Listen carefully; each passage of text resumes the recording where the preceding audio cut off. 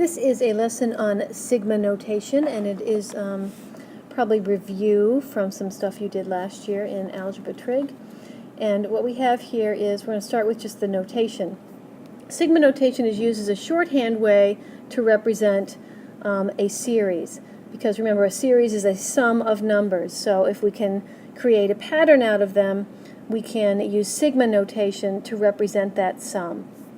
And this is the standard notation. We have the giant Greek letters representing the sigma. And what we have here is an index of notation. That's what that guy is called. So he is called an index of notation. That's what the N is, and he's going to be your variable. Notation. That's this guy. The A is actually going to be a number. That's going to be your starting value.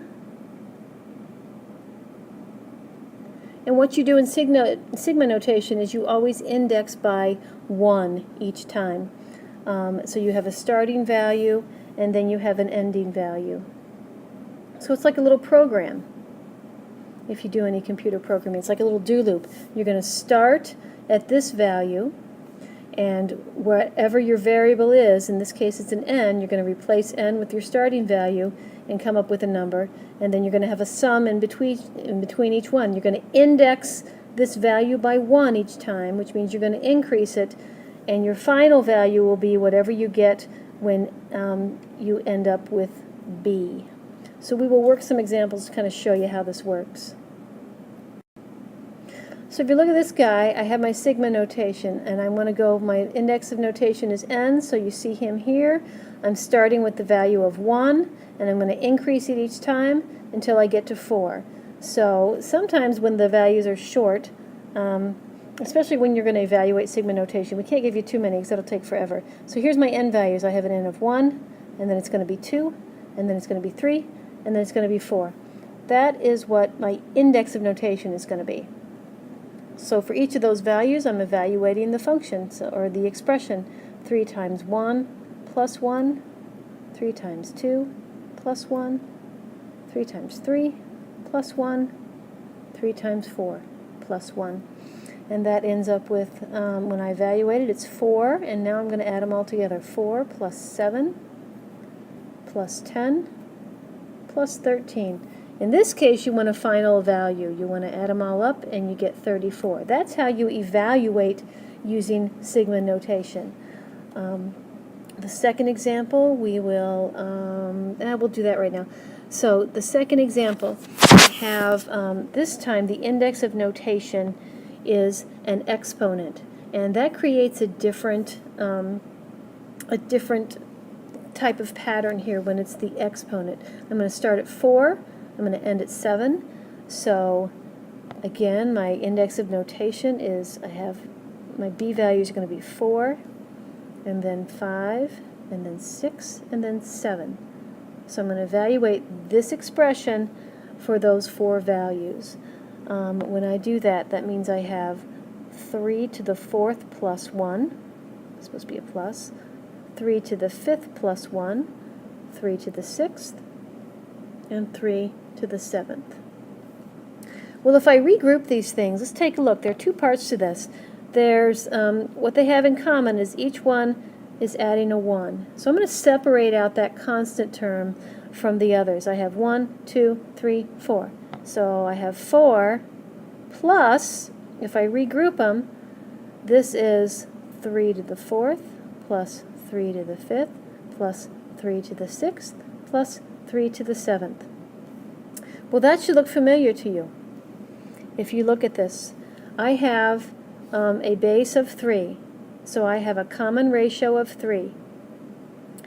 And I start at 4, and I increase to 7. So the common ratio, this is a geometric series with a common ratio of 3. And then you can add all that up and find the sum. So we're going to use our knowledge of the sum of a geometric series to find the sum of this guy. Again, the 4 is out here. I'm going to add him at the end. I have 4 terms, and a sub 1 is 3 to the 4th. This is a sub 1. And then n is going to be 4. And my common ratio is 3. So using the formula, the sum of 4 terms for a geometric series is going to be, here's the formula, a sub 1 minus a sub 1 r to the 4th all over 1 minus r. So when I substitute in, I have 3 to the 4th minus 3 to the 4th times 3 to the 4th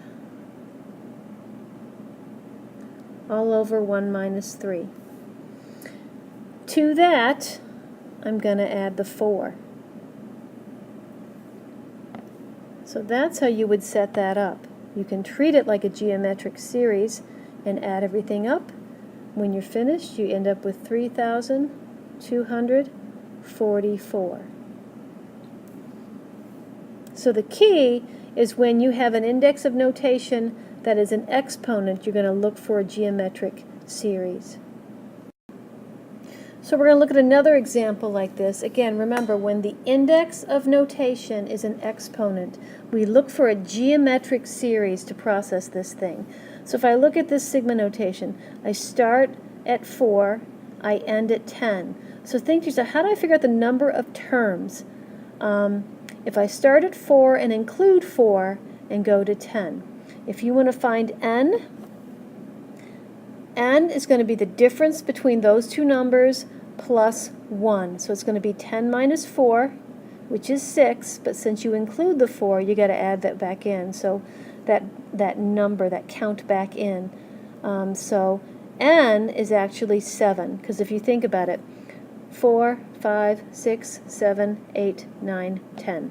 That's 1, 2, 3, 4, 5, 6, 7. There are 7 indexes here when you go from 4 to 10. So n is 7. That means I'm going to add this 2 7 times. So way over here is going to be a 2 times 7, a 14. So whatever I get, I'm going to add my constant term at the end. For this guy, I'm going to use the formula for the sum of the series. The sum of 7 terms is going to be a sub 1 minus a sub 1 r to the 7th all over 1 minus r. A sub 1 is going to be 2 to the 4th because my first index is 4. A sub 7 is A sub 7 is going to be 2 to the 10th. That's my 7th term. But I don't even need a sub 7, so never mind. But that's what it would be. So we won't do that. That was for arithmetic. Okay, so here we go. All I need is a sub 1. So the sum of this part of it is going to be 2 to the 4th minus 2 to the 4th again. My common ratio is the base. So times r is 2, and there's where my 7th comes in. I have 7 terms. All over 1 minus 2. My common ratio is always the base when the variable is the exponent.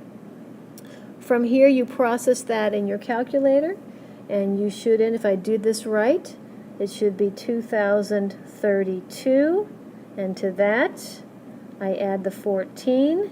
So what does that give me? 2032 plus 14, 2046. That should be what you get if you evaluated that sigma notation.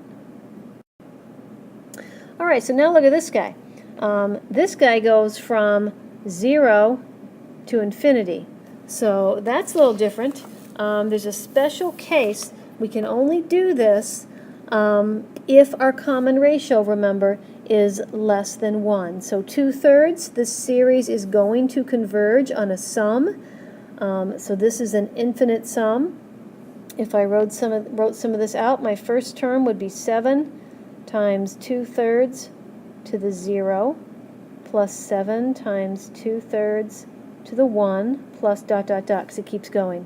So a sub 1, when I evaluate this, because this is 0, this goes to 1, a sub 1 is 7. So that's a sub 1.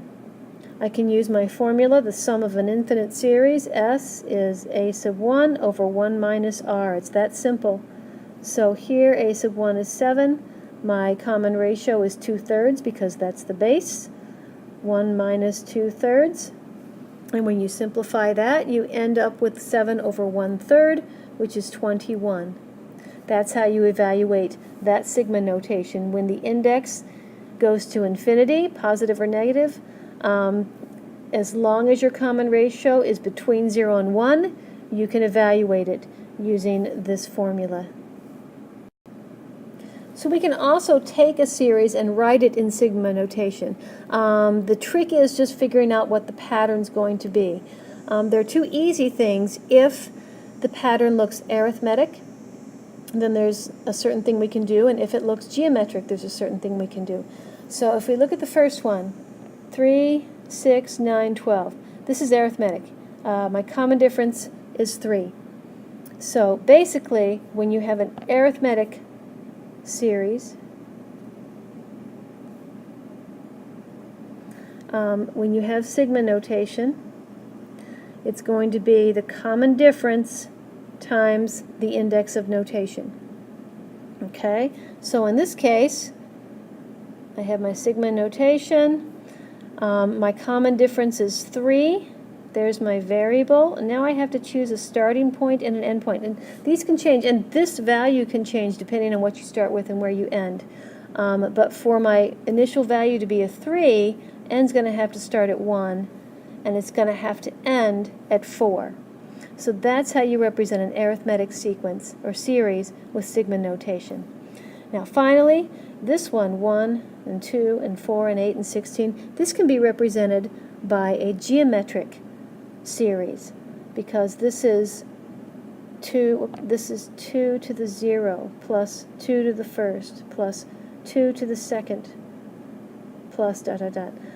So in this case, my common ratio is 2. And again, it depends on what I choose to start with and what I choose to end with. So here's my sigma notation. My common ratio is 2. My index of notation is the exponent. And then in this case, I'm going to start at 0, and then I'm going to end at, looks like 4. 2 to the 4th is 16.